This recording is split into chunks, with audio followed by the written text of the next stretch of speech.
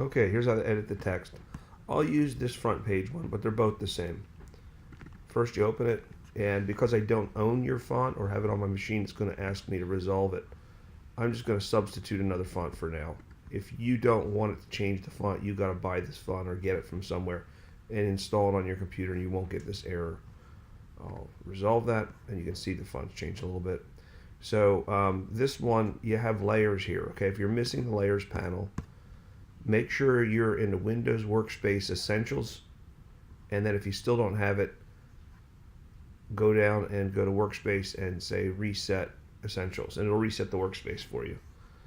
You'll end up with a layers panel here. So these eyeballs let us turn stuff on and off, and you can see all the text is, whoever made this put them all in a nice layer for you. If I open with this arrow, I can see the individual pieces, and now I can see I can turn on and off each one. But let's say I wanted to change the name right here. I would figure out which one that is. I would double click the T here, and then I can actually edit right here and then save it, and then you're done.